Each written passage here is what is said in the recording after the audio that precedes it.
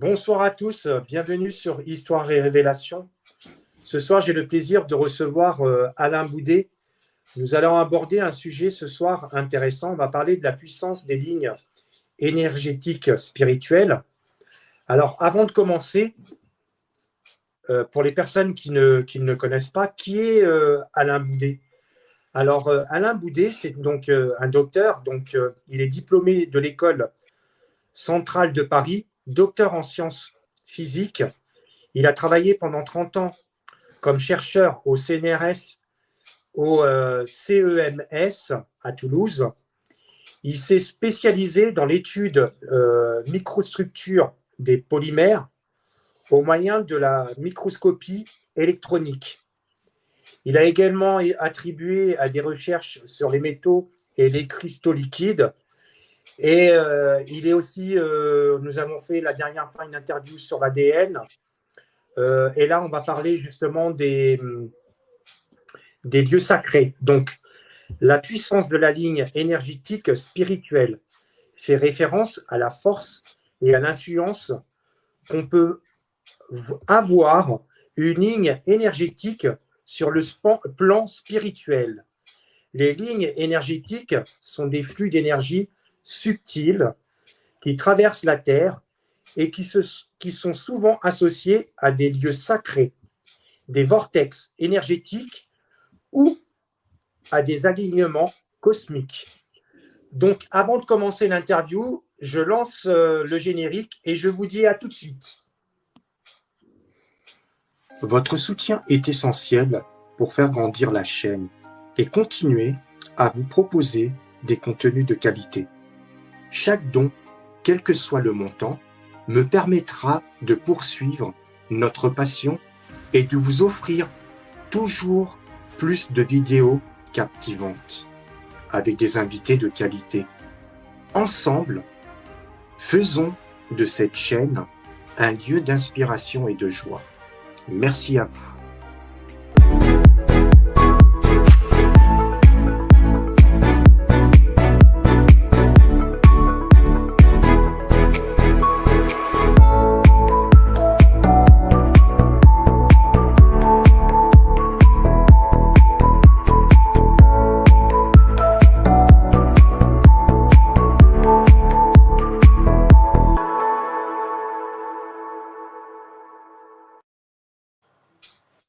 Bonsoir Alain, et merci beaucoup d'avoir accepté mon invitation.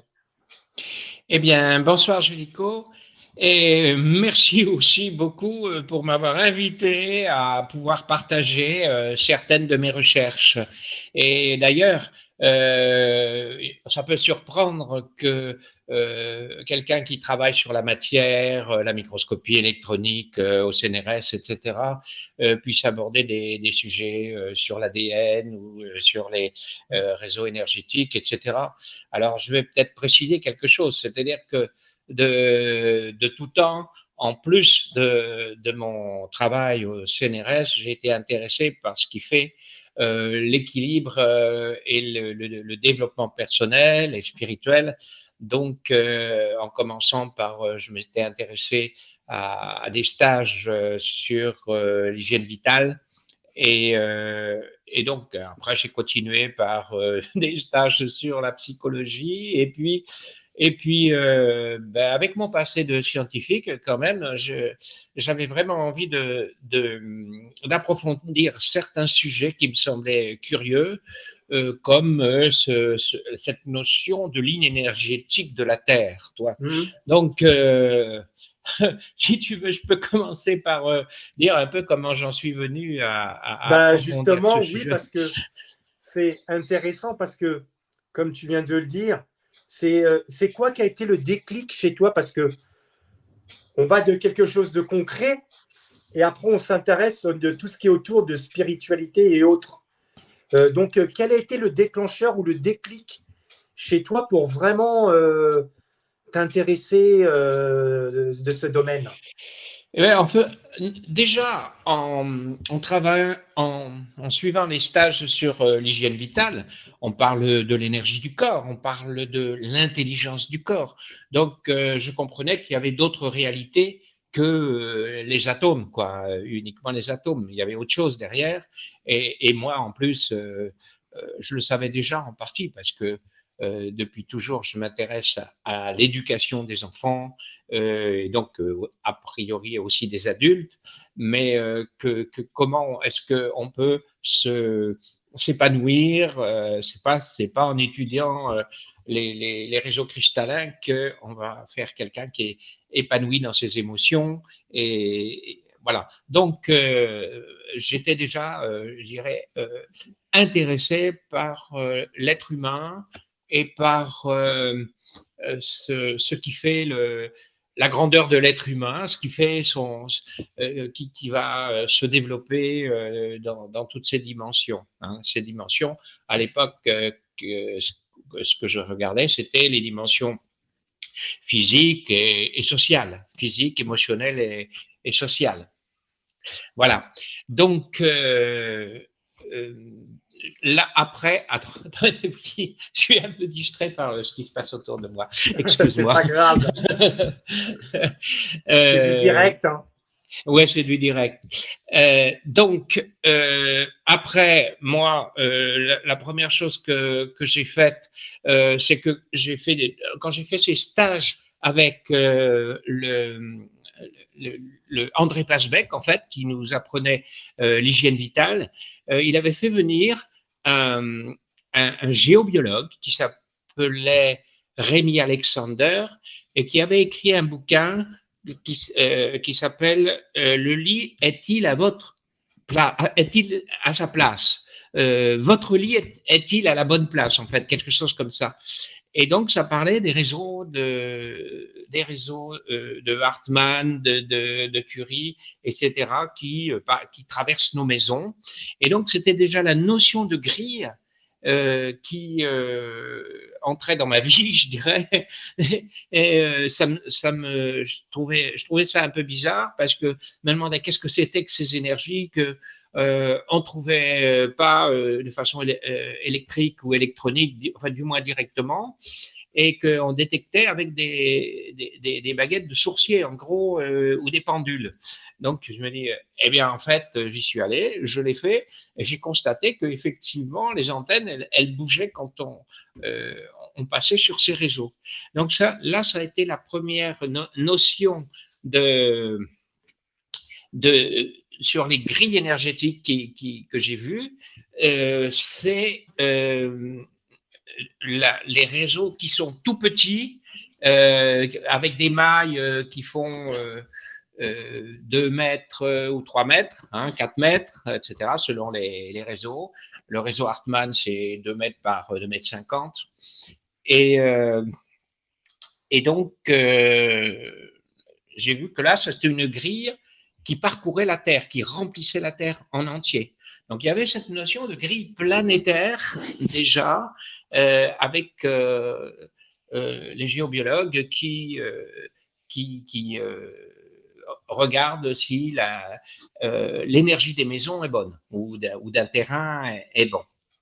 Donc, c'était chouette. Et puis, j'ai eu l'occasion d'aller aux États-Unis, et puis pour mon travail du CNRS, et puis je me disais, j'allais chercher quelque chose pour me perfectionner dans microscopie électronique, et puis mais je m'ennuyais un peu tout seul là-bas, etc.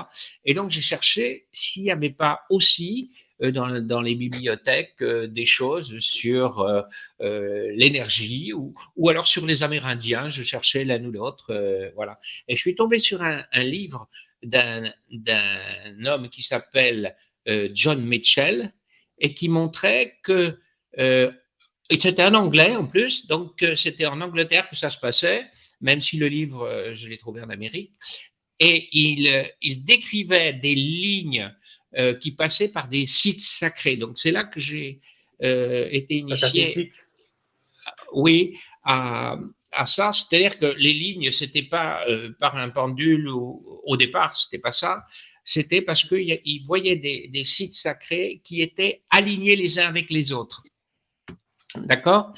Et que en traçant ces lignes, il arrivait à voir qu'il y avait un réseau géométrique qui parcourait la Terre, qui était inscrit dans la Terre, en fait, qui était inscrit. Donc, j'ai voulu approfondir cette notion. D'abord, je suis revenu en France avec ce bouquin et puis je l'ai étudié. Et en particulier, il parlait beaucoup de la ligne au sud de l'Angleterre qui relie différents lieux sacrés qui sont soit des églises, soit des tertres, soit des mégalithes, c'est-à-dire des dolmens ou des cercles de menhirs, et puis qui traversent le sud de l'Angleterre, et tous les sites sacrés plus récents, chrétiens, étaient dédiés à Saint-Michel ou à Marie. Donc, il a appelé cette ligne la ligne Saint-Michel. C'est rigolo parce qu'il s'appelait aussi Mitchell, lui. Donc, voilà. Et j'ai trouvé ça puissant quand même. Et il montrait que, contrairement aux géobiologues moyens de cette époque-là, on ne cherchait pas simplement ce qui était nocif sur cette grille, les nœuds nocifs qui fait que si le lit est placé sur ce nœud, on dort mal la nuit, etc. Non, dans les lieux sacrés, ils cherchaient au contraire les sites qui pouvaient nous élever nos vibrations. Oui. Voilà, donc moi, là, ça m'a beaucoup plus parlé. Voilà. Et après, j'ai fait mes propres recherches, quoi. Donc, et justement, la première fois quand parce que tu parlais que tu étais parti aux États-Unis, je suppose que tu as dû en parler avec tes collègues de travail. Non, non. Là-bas, non, parce que c'était des microscopistes, même pas. C'était le patron qui donnait des instructions à ses étudiants et que je voyais peu souvent. Mais et puis, même au fil du temps, des 30 ans, tu as dû en parler à tes collègues, tu t'es intéressé justement. Mes collègues du CNRS, tu veux dire, oui. à Toulouse. Oui. Oui, j'abordais un petit peu la question, mais il y en avait. Mais comment leur réaction, elle était comment leur réaction? La plupart, ils ignoraient, ils répondaient pas, c'est tout. Bon, j'ai eu le cas aujourd'hui, j'en ai parlé avec quelqu'un aujourd'hui, j'ai eu le même cas, parce que tu sais, les lignes de temps, même les lignes de temps, tu as en même temps, on parle du passé, du présent et du futur. Alors, rien que déjà ça, il me dit, tu crois ça? Je dis, bah là, on est dans le passé, dans le présent et dans le futur, les trois en même temps. Oui. Bah oui. Et justement, au niveau, est-ce que tu as pu, quand tu étais aux États-Unis, si tu as pu rentrer en contact avec des personnes là-bas, pour savoir au niveau spiritualité, eux, comment ils sont par rapport à nous, Européens? Non, parce que j'étais dans une situation très particulière, familiale et tout, qui fait que je me suis concentré sur le boulot pour pouvoir revenir le plus vite possible chez moi à Toulouse. Et puis, en fait, je me suis aperçu que ce travail que je faisais en microscopie électronique, où je remercie les gens qui m'ont accompagné là-dedans, mais je me suis aperçu que c'était pas ma vocation. Donc, au contraire, après un peu mon travail, j'ai été de plus en plus isolé et puis j'ai fini par changer de métier. Je suis devenu thérapeute psychocorporel et là, je me reconnaissais beaucoup plus dans dans ma passion. Donc, mais en même temps, ça se voit. Parce que quand tu parles, tu as la joie. Donc, ça me paraît un peu logique. Et justement, depuis que tu as changé de voix, je suppose que tu as dû rentrer en contact avec des Américains. Oui, en particulier pour travailler sur le réseau énergétique des lieux sacrés. Et donc, je suppose que maintenant, tu as pu découvrir par rapport à leur niveau de spiritualité, par rapport à nous, Européens, quel est leur niveau Alors, d'une part, je ne crois pas qu'on puisse dire les uns sont meilleurs que les autres. Ça dépend sur qui on tombe, en fait. Moi, j'ai beaucoup de gens spirituels en France que je connais bien, qui me satisfont, qui sont de très belles personnes. Et par contre, dans mon travail du CNRS, j'ai en Amérique ou dans le CNRS lui-même, à part deux ou trois personnes. Mais en Amérique, non, j'ai pas eu le temps de. Moi, ce qu'il fallait, c'est de là-bas, c'est que je produise une. Ils avaient un nouveau microscope, donc il Oui, fallait que je montre quelle était la résolution de ce microscope. Donc, je cherchais à préparer des échantillons pour avoir en direct le réseau le réseau moléculaire de la substance qui était un polymère, etc. Donc j'étais très concentré là-dessus et en plus moi au niveau spirituel j'étais vraiment débutant. Mais ce que j'ai fait pendant que j'étais là-bas, c'est que je suis allé à deux ou trois conférences. Effectivement, une sur les changements à venir de la Terre. Ouais, c'était en 86. C'était en 86. Et donc là-bas, c'est là-bas effectivement où j'ai entendu parler que ben, la Terre allait changer, qu'il y aurait sûrement des effondrements, des tsunamis et qu'il y a l'eau allait monter et qu'il y aurait des parties immergées qui allaient s'effondrer et que la géographie, la physionomie de la Terre allait changer. Donc c'est là où j'ai commencé là. Et puis j'ai commencé aussi là-bas à m'initier à la méditation. Hein. Mais ça veut pas dire que la France n'y était pas, parce que quand je suis revenu, finalement, bah, j'ai trouvé ça aussi. Donc, oui, mais j'avais pas été mis en contact avant à ça, quoi.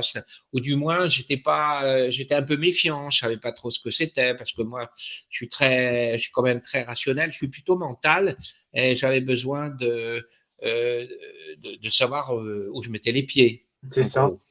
Ouais. Ouais. Et dans cette première conférence, il y avait du monde qui ont assisté?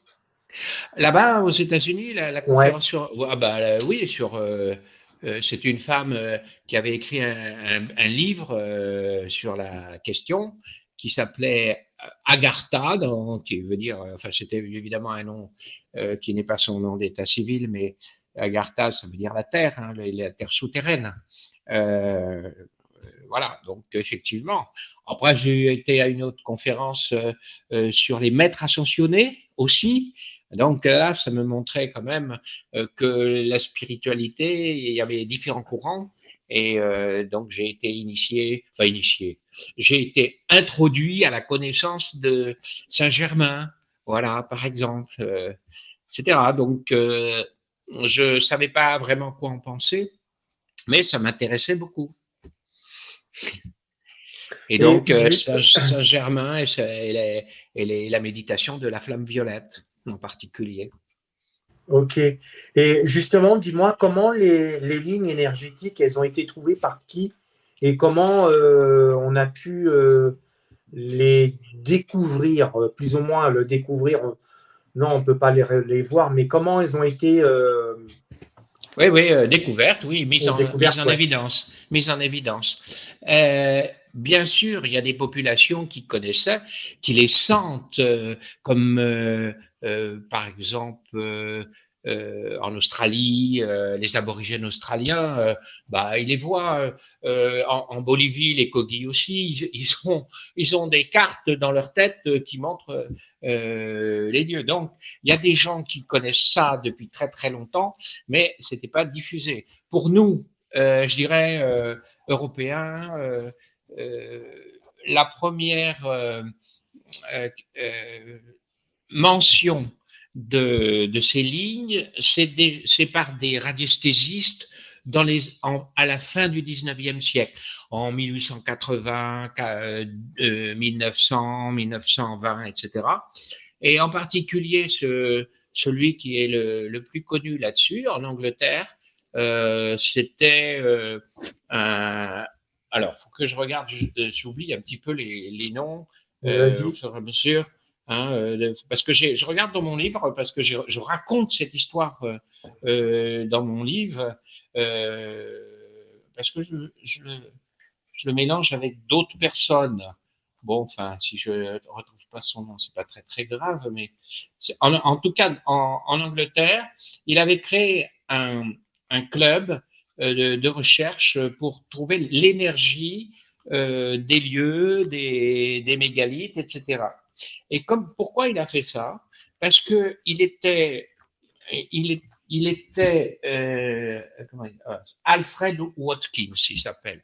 Alfred Ok. Watkins. Tu peux nous faire voir ton livre? Oui, Alors, le livre, vous pouvez le trouver sur sa chaîne, sur son site internet. Vous l'avez en descriptif en dessous de la vidéo. mmh. Voilà, il est épais, hein, il est facile à lire, mais enfin, chaque paragraphe est facile à lire, mais il y a beaucoup de paragraphes, quoi. Donc, il prend un peu de temps à être lu. Donc, ce fameux Alfred Watkins, il se baladait à cheval parce qu'il était commerçant ambulant, quelque chose comme ça. Et un jour, il a été frappé, et c'est un peu une illumination, là, une vision. Parce qu'il était en haut d'une colline et il voyait euh, la route toute droite en dessous, mais c'était en partie une route goudronnée, mais c'était des lieux, ça traversait des lieux, des carrefours, etc. Puis il a vu, il y avait même un menhir, une église, etc. Et rentré chez lui, il a pris une carte, il a regardé ces lieux, il a tracé et il a vu que ça se prolongeait, ça se prolongeait. C'était ça le début des recherches de l'alignement des sites sacrés. Et qu'est-ce que c'est ces sites sacrés c'était donc comme j'ai dit des églises, mais ça pouvait être des sources miraculeuses, ça pouvait être un menhir, un tertre, etc. Donc il y avait plusieurs critères là-dessus. Et puis, il a donc créé un club, et puis ils ont vu que Céline n'était pas simplement géométrique, mais également énergétique, parce qu'il pouvait aussi mesurer l'énergie au pendule. Et puis, leurs travaux ont été oubliés après, et c'est le fameux John Mitchell dont j'ai parlé qui les a repris plus tard et qui donc a trouvé la ligne Saint-Michel et d'autres. Et puis quand même, un peu partout en Europe, il y avait des gens qui cherchaient au pendule, qui trouvaient des lignes en Allemagne, en France aussi, et l'énergie des menhirs, des dolmens, des églises, etc. Et ça se répandait. Euh, plus les géobiologues. Alors les géobiologues, non, c'est à partir des années 50. 50, que c'est les Suisses, deux médecins suisses, Hartmann et Curie, qui ont développé ça. Et qui, à partir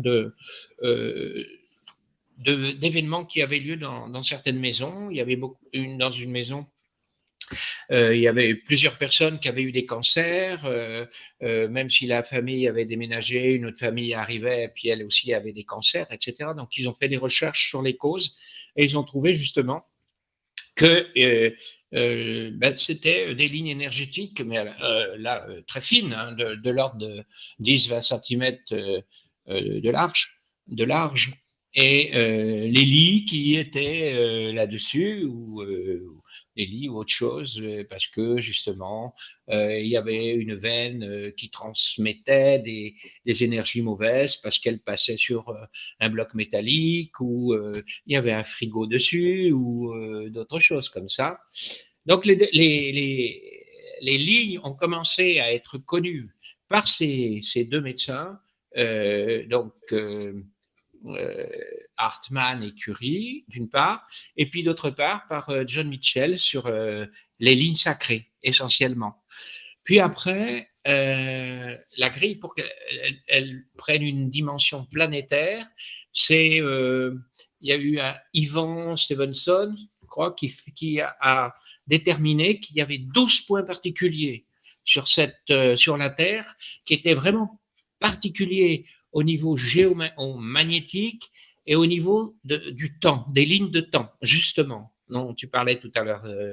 Oui, Là, il y avait toujours le passé, le présent et le futur, mais ils ne se déroulaient pas de la même façon qu'en dehors du lieu. Et c'est ce que des avions, quand ils traversaient cette zone, et ils perdaient le contact avec la tour de contrôle, par exemple, ils ressortaient après et ils n'avaient pas, c'est pas le même temps qu'ils avaient passé dans l'avion et dans la zone, dans la tour de contrôle, par exemple. Donc, il y avait ces 12 points. Et ces 12 points, en fait, en les reliant, ils forment un icosaèdre régulier, c'est-à-dire un polyèdre, un solide, avec 12 faces qui constituent, oui, 12 faces triangulaires, ou 20, pardon, je ne me souviens plus exactement. C'est 12. Oui, il y a 12 points, donc il y a 20 faces. Hein, c'est icosaèdre, il y a 20 faces qui sont triangulaires. Et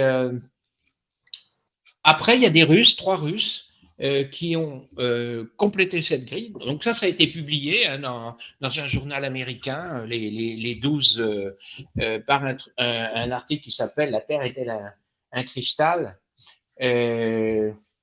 Donc je regarde vas-y, si je me vas-y. suis... Voilà, voilà. Donc, oui, donc c'est ça. Les 12 points de Ivan Sanderson. C'est Ivan Sanderson. Et les 12 Russes, et les 3 Russes, c'est 62 points qu'ils ont trouvés au total, dont les 12 de Sanderson, et qui forment à la fois l'icosaèdre, mais également le dodécaèdre. C'est-à-dire, donc, avec 20, le dodécaèdre, c'est 20, c'est des faces pentagonales à 5 côtés.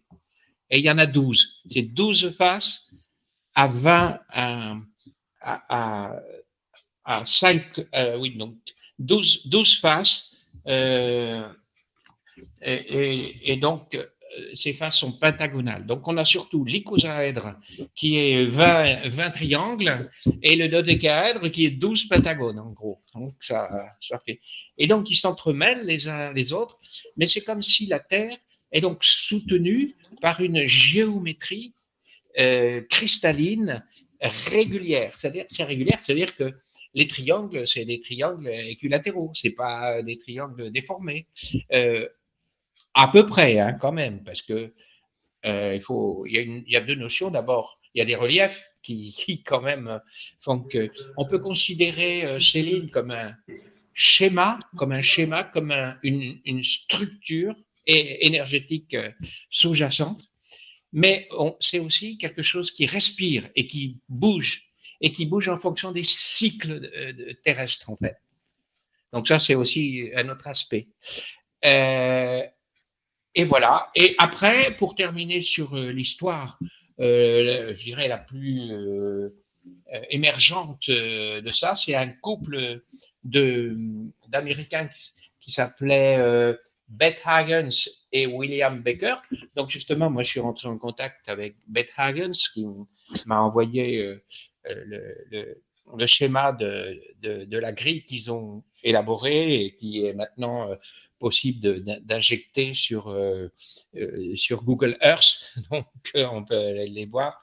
Mais maintenant, il y a beaucoup de gens qui ont repris parce que ça, c'était quand même dans les années 80. Hein. C'était dans les années Oui, bah 80. oui. Et Ouais. dis-moi, je voulais te demander comment on peut dire que tel lieu, c'est un lieu sacré. Qu'est-ce que ça veut dire sacré? Bah oui. Ouais. C'est une très bonne question qui n'a pas de réponse définitive. Alors pour moi déjà, sacré, ça veut dire qu'il nous permet de nous relier au plan supérieur. Donc c'est pas quelque chose qui est définitif, etc. Ça veut dire qu'il peut y avoir des lieux sacrés qui n'ont plus des bonnes énergies, par exemple. et qui l'ont eu à un moment donné, au moment de leur construction ou implantation. Il y a des lieux sacrés d'ailleurs qui ne sont pas des constructions, qui sont simplement une montagne, euh, euh, et qui fait que c'est la configuration de la nature, la convergence des lignes, mais aussi des reliefs, etc., qui fait que on ressent, là, le sacré à ce moment-là, ça veut dire quoi? Ça veut dire que là, je sens comme une expansion. Je sens quelque chose qui m'élève, qui me, qui me, qui m'émerveille même, que je sens. Voilà, comme une aspiration à autre chose. Donc voilà un petit peu comment je vois les lieux sacrés, sachant que on a construit aussi des choses dessus qui ne sont pas forcément des bonnes énergies. Et puis ça varie en fonction du temps. C'est-à-dire que ce qui a été bon à un moment ne l'est plus bon à un autre moment. Et inversement, des lieux qui étaient endormis peuvent se réveiller actuellement. D'accord. Donc, on peut dire aujourd'hui que des lieux sacrés, à tel moment, à telle période, elles sont peut-être, entre guillemets, pas bonnes. Et demain, elles peuvent être en changement, en se Oui, déplaçant ou autre, elles peuvent devenir bonnes. oui, c'est ça, oui, oui. D'accord. Il y a à la fois les lignes et les constructions. C'est quand même deux choses différentes. Parce que les constructions, elles peuvent être détériorées par les humains et donc ne plus fonctionner. Ou même elles peuvent être détournées par les humains pour des questions de pouvoir. Probablement qu'il y a eu des églises qui ont été transformées pour ne plus fonctionner comme elles devaient au départ. Et par contre, les lignes, les humains, ils peuvent être pour quelque chose aussi, mais là, ça dépend ce qu'ils implantent sur ces lignes. Ça dépend à la fois des énergies cosmiques, qu'est-ce qui vient, et donc là, il y a eu différentes périodes, différentes ères où les lignes avaient des configurations différentes. Par exemple, à une certaine époque, c'était plutôt le dodécaèdre qui était actif. À une autre époque, c'était plutôt l'icosaèdre qui était actif.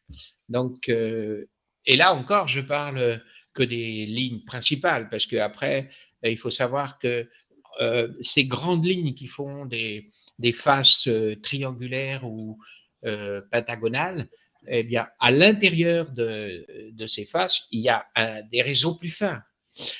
C'est fractal en fait. On peut voir des réseaux à l'intérieur des grands réseaux, il y a des réseaux moyens et à l'intérieur des réseaux moyens, il y a des réseaux plus fins et à l'intérieur des réseaux plus fins, il y a des réseaux extrêmement fins, etc. Donc entre les mailles des pentagones qui font 1000 km de long et le réseau Hartmann qui fait 2 mètres ou 2 mètres 50, eh bien, il y a les réseaux intermédiaires, en fait, mais qui sont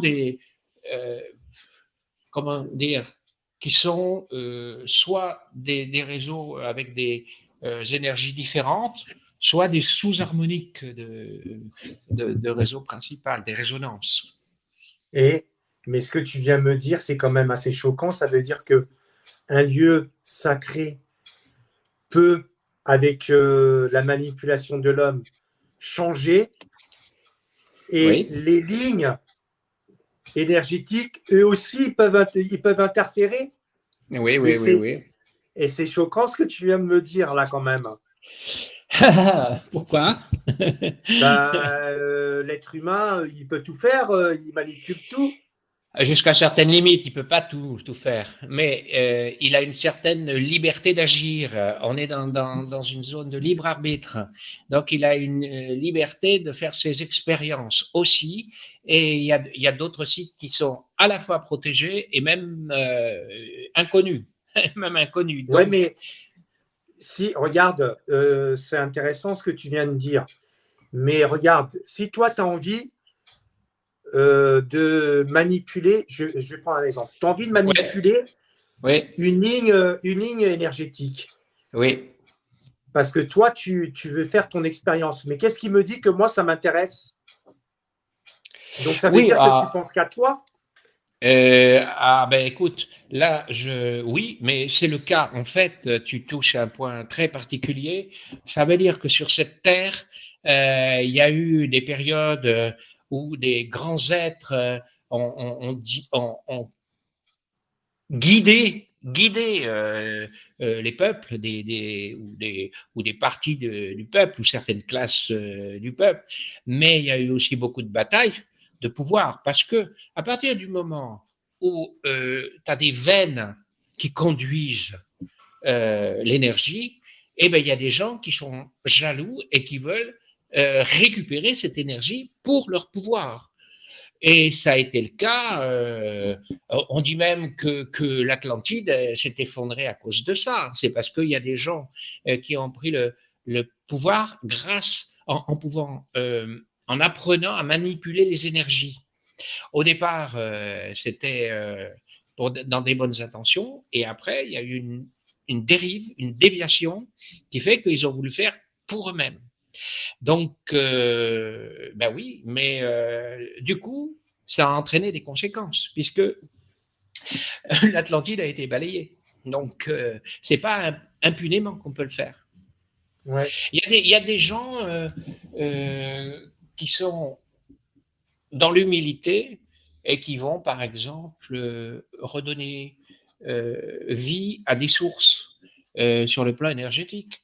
Mais c'est la même chose que pour un thérapeute qui veut guérir quelqu'un, alors que peut-être c'est pas dans le destin de l'âme de cette personne de guérir là maintenant. C'est-à-dire celui qui veut guérir absolument, on peut bien sûr être heureux d'apporter sa compétence pour aider la personne à guérir. Mais après, ça fonctionne ou ça fonctionne pas. Et ce qui est important, c'est de lâcher prise par rapport à ça et de se dire que on n'est pas des grands Manitou qui peuvent guérir tout et tout le monde, et que c'est qu'est-ce qui fait qu'on a envie de guérir la personne? Eh bien, c'est souvent d'avoir de la reconnaissance, de pouvoir dire ah ben oui, celui-là il guérit bien.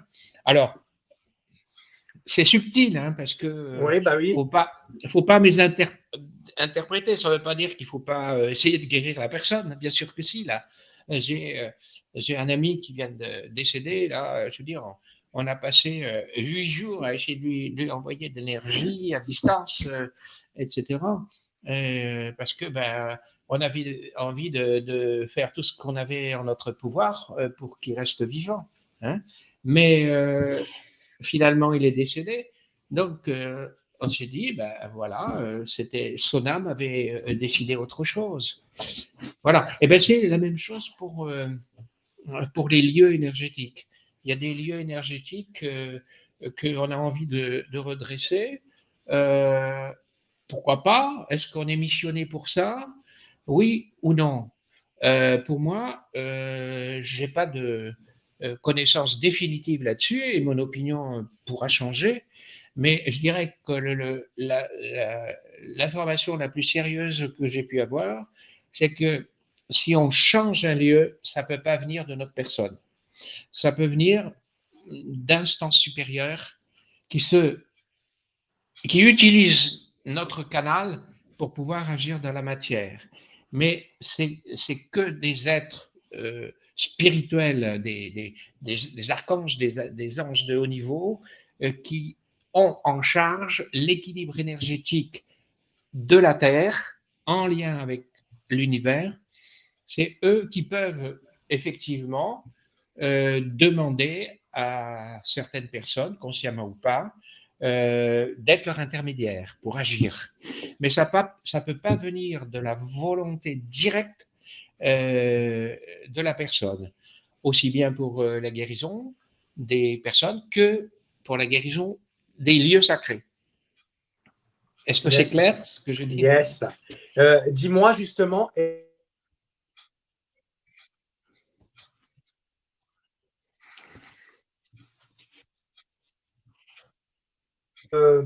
réparti ou tu peux pas C'est très régulier puisque c'est des polyèdres réguliers. Je vais vous montrer deux schémas. Ça, c'est un schéma qui correspond, donc c'est la grille avec les pentagones, mais ça correspond avec les masses de terre euh, émergées, hein, émergées. Mais la grille de Bethe et Hagens, c'est celle qu'on peut voir avec Google Earth, c'est ça. Donc, tu vois que ça va aussi bien en Europe qu'en Afrique, ça va partout en fait, hein, dans la mer et les lieux sacrés les plus importants qui peuvent se trouver. Pourquoi ils sont sur la grille? Parce que en fait, ce sont des transformateurs d'énergie qui peuvent récupérer l'énergie de la veine énergétique et par l'architecture du bâtiment, ses proportions, son orientation, donc il y a sa localisation, son orientation et son architecture, ses formes intérieures, eh bien, il forme un lieu, une espèce de microcosme dans le bâtiment avec des énergies particulières. Certains bâtiments, par exemple, qui sont dans lesquels le champ magnétique à l'intérieur est beaucoup plus faible, par exemple. Et donc, on peut recevoir plus directement, parce que le champ magnétique, c'est aussi une barrière pour recevoir des énergies supérieures. On peut recevoir plus directement les énergies divines, si je peux dire. Et c'est sur ce principe-là, d'ailleurs, qu'est construit l'appareil de Kozyrev, donc qu'on appelle le miroir de Kozyrev. Donc, c'est cylindre dans lequel on rentre. Ok. Et, voilà. Donc, il y a certains bâtiments, comme certaines tours en Sardaigne, qui ressemblent un peu à des châteaux forts moyenâgeux, mais qui datent de, je ne sais plus, 2000 ans ou 3000, et dans lequel on a aussi ce climat particulier, ce climat énergétique particulier. Dans... Et justement, est-ce que tu as pu justement visiter quelques lieux sacrés en France? Et quand tu es rentré à l'intérieur ou pas forcément, qu'est-ce que tu as ressenti? Oui, question un petit peu délicate pour moi, parce que je suis pas quelqu'un qui est très sensible dans de ces énergies-là. Alors, qu'est-ce que je ressens en général? C'est, si, quand même, je vais pas dire, ah là, il y a une haute vibration ou il y a une basse vibration, c'est pas trop. Je veux dire, waouh, là, je me sens bien, je me sens léger, je me sens joyeux, je me sens recentré. Et en plus, moi, comme je suis chanteur, quand je vais dans un lieu, je chante dedans en plus, donc j'adore chanter et entendre les échos qui reviennent. Qu'est-ce que j'ai visité? J'en ai visité pas mal, j'en ai visité aussi beaucoup à l'étranger, mais j'ai visité Chartres, justement. Ah, Et on a fait voilà, le parcours sur le labyrinthe, c'est plus possible maintenant, mais bon, ouais. les gardiens sont là parce qu'il y a eu des abus, hein, donc voilà. Bah oui, est-ce que tu sais, c'est le seul en France, hein. C'est la seule Ouais, église où tu n'as pas le droit de, de bah, rentrer. de faire tu sais, tout ce qui est ésotérisme, de rentrer Oui, en petits groupes. C'est la oui. seule cathédrale en Ah France où oui, c'est interdit. d'accord. Ouais, ouais. Il y a eu Ok. trop d'abus. Ouais. Oui, oui, d'utiliser le labyrinthe, mais aussi les vitraux, les statues, etc., de décoder tout ça, ouais. Ouais. Ouais. Ben, tu sais, c'est un peu normal, hein. Tu sais, quand tu abuses, à force à un moment donné, moi je voyais que dans les labyrinthes, il y avait des personnes qui sautaient dessus, qui s'allongeaient par terre. C'était pas très respectueux pour pour les lieux. Et, Donc, tu sais, quand tu en envoies 10 tous les jours, à un moment donné, tu dis stop après. ça te montre que, ben, qu'il y a des forces déviantes qui sont là et qui comprennent pas ce qui se passe et qui font autre chose, n'importe quoi. Et, et c'est vrai. Alors moi, j'ai visité aussi, bien sûr, d'autres lieux. J'ai visité Saint-Michel, le Mont Saint-Michel. Ouais, moi aussi. Ouais. Il y a une énergie particulière là-bas. Hein. Ah oui, c'est tout à fait particulier. C'est une antenne. Hein. C'est une antenne de reliance entre la terre et le ciel. Hein. Donc, Ouais. Mais ouais. elle a vraiment une énergie vraiment particulière. Hein. Moi, je l'ai Mm. visité 2 fois. C'est vraiment. Déjà, quand tu sais, quand tu pénètres dans le vieux village à l'intérieur, déjà là, tu ressens déjà, rien qu'à l'intérieur, quand tu rentres à l'intérieur, tu sens qu'il y a quelque chose déjà. Oui, c'est ça. Puis l'odeur de la mer aussi, il y a tout ce contraste qui est autour. Et En plus, ouais.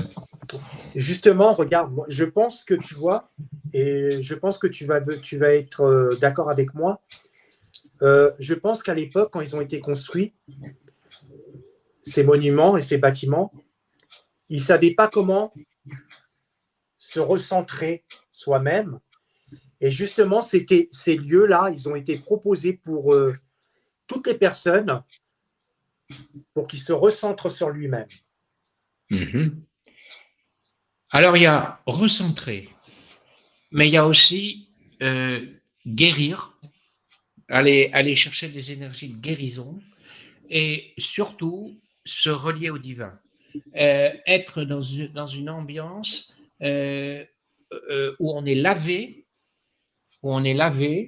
et qui permet d'être en contact plus direct avec le divin. C'est ça. Parce qu'en fin de compte, quand tu réfléchis on n'a pas besoin de. Ça peut être comme tu l'avais dit tout à l'heure, une source ou un menhir ou un lieu ou une montagne. C'est pas pour rien que les anciens, tu sais, à l'époque, dans ces temps anciens, il y avait la guerre, il y avait plein de choses qu'on n'a pas aujourd'hui. Et donc, pour que les gens puissent se recentrer, se guérir, ils avaient ces systèmes, ces centres de guérison. Oui, oui, oui, tout à fait. Tout à fait. On ne sait pas très bien, parce qu'en plus, par exemple, les églises, elles ont été construites sur des lieux qui étaient déjà sacrés avant pour les Celtes. Elles ont souvent remplacé un lieu sacré qui était connu. Donc, il y a eu différents usages au fur et à mesure des temps. Par exemple, les menhirs, à quoi ils ont servi? Non, pas les menhirs, les dolmens, à quoi ils ont servi? C'est-à-dire les dolmens, c'est-à-dire comme des cages, quoi, des petites cages, des petites avec les murs sur 3 côtés et puis le toit, des fois sur 5 côtés avec juste une petite ouverture. À quoi ils servaient? Les historiens officiels disent c'est funéraire. Mais non, c'est pas funéraire. C'était d'abord, on n'a pas vraiment retrouvé des squelettes, sauf dans certains endroits. Mais ça veut dire que ça a été réutilisé après. Comme maintenant, par exemple, une église, on va qui est désacralisée, on va l'utiliser comme salle de concert. Ça ne veut pas dire qu'elle a été construite pour faire des concerts actuels, etc. Donc, il y a des réutilisations qui font en fait, il y a eu différents usages, mais en particulier, c'était une salle d'initiation, puisque dans une chambre de dolmen, ça fait sombre. Donc, c'est comme si on est dans une matrice. Donc là, il y a une réharmonisation énergétique. Quant au menhir, ce sont des antennes, ce sont comme des aiguilles d'acupuncture sur la Terre, et qui justement régulent la grille en particulier. En particulier, la régule, c'est-à-dire que les flots d'énergie sont plus ou moins forts ou plus faibles, donc ça régule, mais ça aussi les régule en localisation, c'est-à-dire si elle est un peu tortueuse, on peut dire, tiens, ça va passer là où il y a le menhir. On voit les deux cas. Des fois, on se dit pourquoi le menhir, on constate à l'heure actuelle qu'il y a trois lignes énergétiques qui passent là, qui se croisent juste à ce menhir. Par exemple, trois, quatre. Et on dit, ah ben c'est soit que les anciens, ils connaissaient bien ces lignes et ils ont planté le menhir là, et ça c'est vrai, mais l'autre est vrai aussi, c'est-à-dire, on a pu le constater sur des menhirs qui étaient tombés par terre, eh bien quand on les a redressés mis, ça a déplacé les lignes, ça les recale en fait. Tu sais, il y a encore d'autres lignes des menhirs qui me font penser aussi, parce que j'ai fait une interview cette semaine avec les fameux vases au Laos. Je ne connais pas. T'as plein de grands vases qui Mhm. ont été créés dans l'époque vraiment lointaine. Ils savent même pas d'où ça et comment ils ont été faits, mais ils sont D'accord. vraiment énormes. Hein, c'est vraiment énorme. Et Mhm. ils sont alignés, et tu as l'impression qu'ils sont alignés comme les menhirs de D'accord. Bretagne. Oui. Et tu vois, c'est peut-être des lignes énergétiques aussi. Mhm. Il y a Ah quelque ben, chose. ça fait forcément une énergie particulière, oui. Mhm. Et il y en a Oui, des oui. milliers, il y en a plein sur des. C'est énorme. Et il y en a, ils ne savent pas comment c'est venu ici. Je peux même te dire, j'ai découvert ça la semaine dernière dans la Marne. Il y a une pyramide en forme d'escargot. Ah oui? Ouais, et tu peux la monter, tu montes les escaliers comme en forme d'escargot. Tu fais le tour de cette pyramide et tu montes au sommet. D'accord. Construite en pierre? Construite en pierre, ouais. Oui, d'accord. Non. Et ils te disent toujours la même chose, hein, ça a servi de tombe. Ben, comme les pyramides, etc. Mais c'est faux. Ouais, et puis il y a aussi de toute façon, mais je crois qu'il y a pas mal de cathédrales. À l'époque, c'était des sites celtiques. Oui, c'est ça. Ce que je te dis, ça a remplacé des sites celtiques. Ouais. Mais pas dans le bon. Ben, au départ, Chartres, ça a remplacé un site celtique, euh, c'est quand même dans le bon aussi. C'est une autre période, donc avec d'autres. C'est quand même des initiés qui sont venus construire ça. C'est pas n'importe qui. C'est comme des prêtres géobiologues, mais des prêtres spirituels, quoi, qui savaient ce qu'ils faisaient, qui étaient missionnés par des êtres divins. Donc, après, il y en a d'autres qui ont fait différemment. Moi, j'ai vu il y a d'autres types de lieux sacrés. Donc, en Afrique du Sud, il y a plein de murets en forme de cercle qui sont bizarres. Il n'y a pas de porte, on ne sait pas, etc. Mais ça ressemble en fait à comme un circuit électronique vu de haut. Et il y a eu euh, des constructions comme ça, y compris dans certaines pyramides du Mexique, où il y avait des circuits avec de l'eau et qui envoyaient certaines énergies. Mais à certaines périodes, c'était harmonieux, puis à d'autres, eh ben, ça a été pris par des gens qui voulaient en faire des choses pour leurs pommes, quoi, pour eux-mêmes. Ouais, c'est ça. Et dis-moi, est-ce que en 2023, il y a quelqu'un qui s'est penché dessus en France pour classer ou répertorier les sites sacrés en France? Ah, il y a plusieurs, oui, il y a de nombreuses publications, hein, il y a de nombreuses, je ne pourrais pas te les citer, hein, toutes, mais d'abord, tu as des sites internet qui font le répertoire total des sites mégalithiques. Alors là, c'est très mégalithique dans tous les départements, département par département, tout ce qui existe, etc. Après, moi, je n'ai pas de nom. Si, en Alsace, il y a des gens qui ont publié, en Bretagne aussi, il y a des gens qui ont publié. Puis ça se rajoute parce que chaque décade, il y a des nouvelles publications. Il y a énormément mais il n'y a pas un annuaire, je dirais, général publié sur papier. En fait, j'ai une question. Euh, dans quel pays trouve-t-on le plus de dolmens, à ton avis? Et puis, c'est aussi une question pour ceux qui regardent, bien sûr. Bah, c'est pas en Amérique du Sud? Non, c'est pas en Amérique du Sud. Et alors, en Amérique du Sud, il y a quelques, ce qu'on appelle des cromlechs maintenant, et quelques menhirs. Et il y a aussi surtout des pyramides. Hein, il y a aussi On dit en surtout des pyramides. Écosse, Alors, en Écosse, il y en a beaucoup, oui, mais c'est pas là où il y en a le en plus. Espagne. Les gens disent, ouais, super, répondent. Non, il y a aussi en Espagne, effectivement, des dolmens très, très sympas, Bah, en France, mais c'est alors. pas en Espagne. Eh C'est en ben non, en France. France, il y en a aussi beaucoup, mais c'est pas là.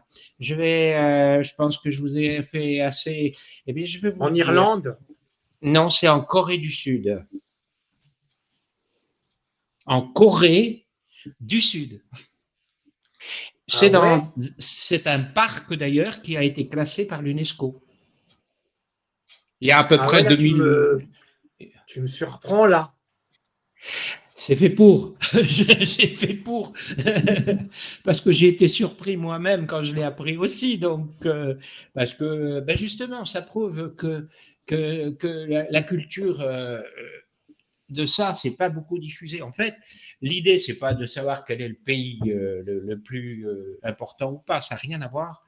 Mais c'est sûr que nous, on nous apprend ben, les menhirs, c'est la Bretagne et la Grande-Bretagne en gros, quoi. Donc, et non, en fait, c'est tout simplement pour dire qu'il y en a partout sur la Terre. Et que Ouais.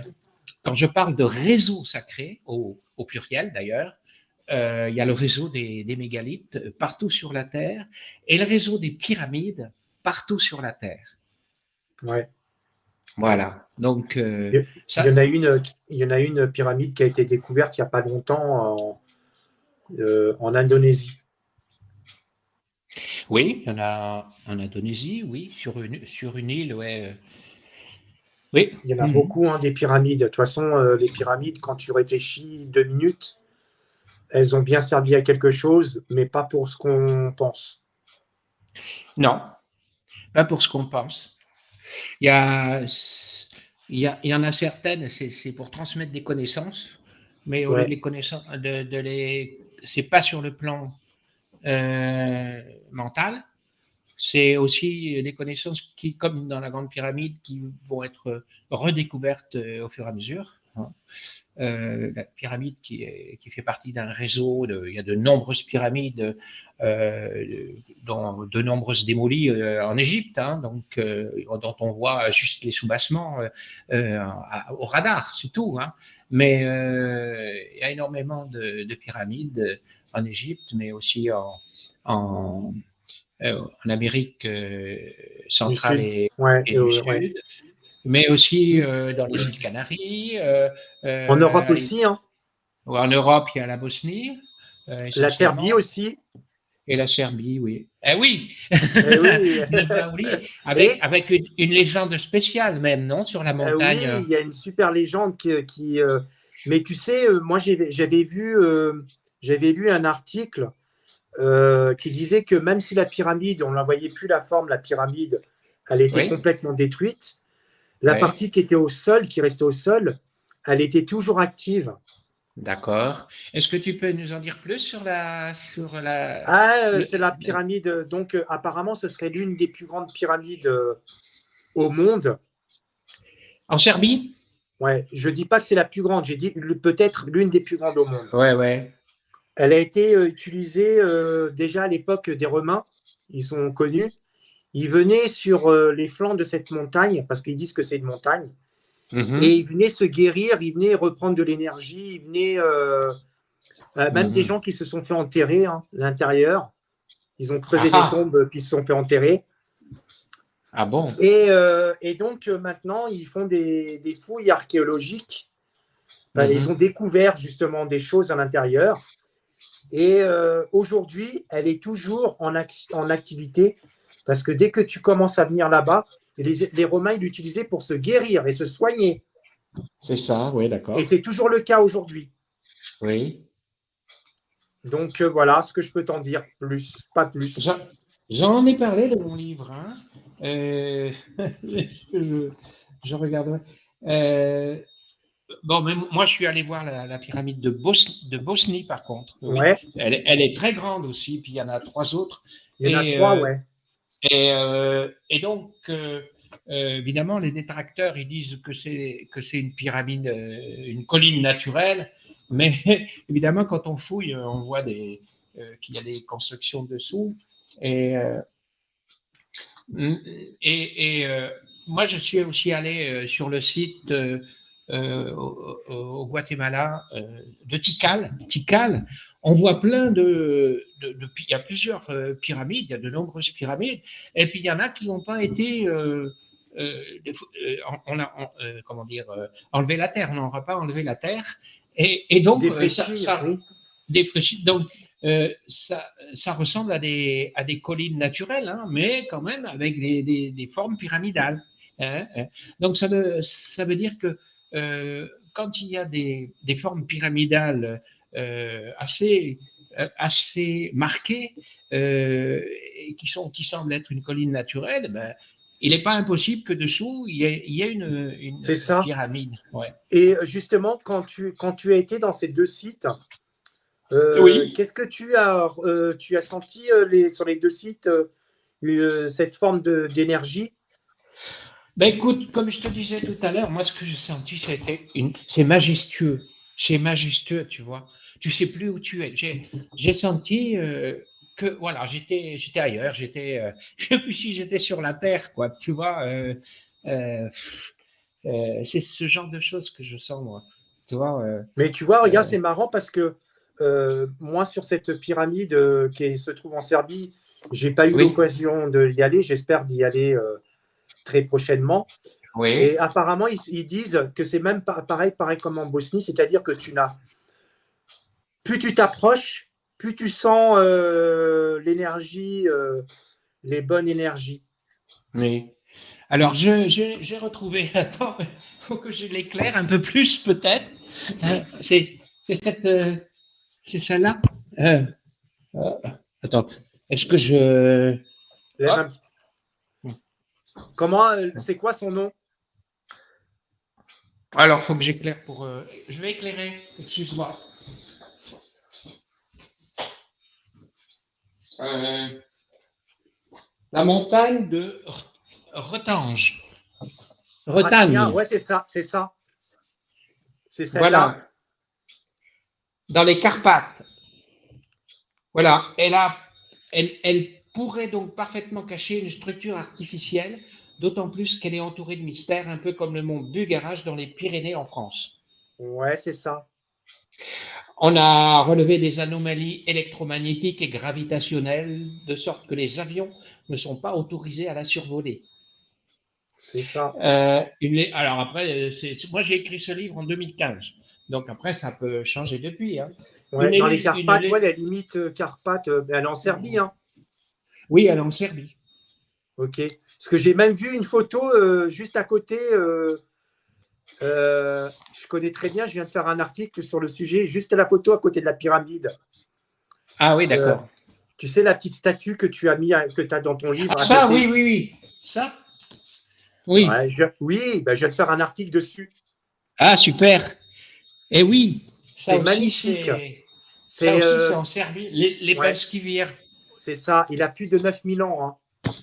Ouais, ouais, ouais. Et j'ai Il y visité. a des sites qui ont plus de 9000 ans, comme ça, c'est rare, mais il y en a un, Caral en Amérique et en Turquie, comment ça s'appelle en Turquie il y en a un autre en Anatolie aussi. Ouais. Ouais.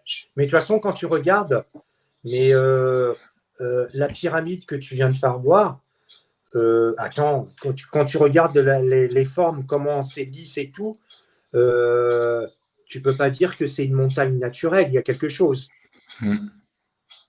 C'est ça, c'est ce que je disais tout à l'heure. Ouais.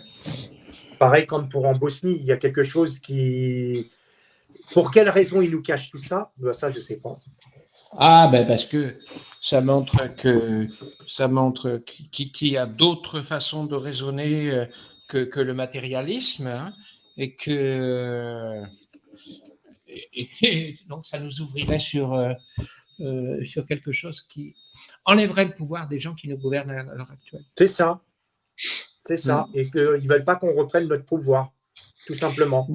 Mais l'idée qu'il y a des forces subtiles, des énergies scalaires, etc.,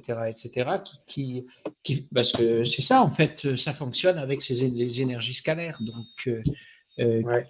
qui sont en dehors de ce que la science nous dit, donc sauf Et des justement, iconoclastes. dis-moi, est-ce que tu as pu te renseigner par rapport à ces lignes énergétiques ou ces lieux sacrés? Qu'est-ce que dans la religion ils disent par rapport à ça? On va rester en France. Jamais entendu parler qu'il parlait de ça dans la religion, moi. Hein. Dans les religions chrétiennes, ils parlent du jugement. Alors, moi, je suis, comment dire, un, euh, un admirateur. Je suis les enseignements du Christ, hein, tu vois. Donc, je ne suis pas en train de critiquer l'enseignement du Christ lui-même. Par contre, la façon dont ça a été retransmis par les églises, il y a beaucoup de choses qui ont été enlevées. On sait, en haut, dans les plans supérieurs, on te dit plus ce qu'il y a. On te dit il y a les anges et puis Dieu, quoi, tu vois. Mais on va pas t'expliquer les différents plans. Par exemple, que du coup, les gens ils pensent qu'une fois morts, eh ben, ils sont dans les cieux, ça y est.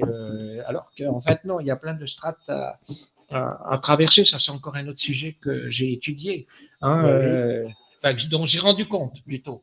Étudié, oui, mais rendu compte aussi dans mon site. Hein, donc, voilà. Mais Donc, est-ce que tu penses que toi, je pense que toutes comment dire, ces c'est religions le les. savent. Bon, je pense que certains en haut niveau le savent. Parce que il y a aussi des gens au niveau qui sont pas forcément au service de la lumière et qui savent utiliser la magie. Mais la plupart des prêtres, etc., non, moi je connais des prêtres qui sont super et tout, mais ils n'ont jamais été initiés à ça. Voilà. Mais par contre, ils font un excellent boulot auprès des gens, de soutien, de développer l'amour, la solidarité. C'est à ce niveau-là qu'on travaille maintenant. Et C'est ça. puis, et puis avec un peu la peur quand même que il faut être bon garçon, sinon on n'aura pas le paradis quand même. Donc, C'est ça. mais il y a quand même des prêtres qui veulent plus marcher dans ce genre de C'est ça. discours non plus. Le malin, il est très malin, comme on dit. Ouais, c'est ça. Ok. Écoute, on va bientôt arriver à un terme de notre interview. Oui. Comme la dernière fois, je te laisse le mot de la fin. Ah, bon, alors le mot de la fin.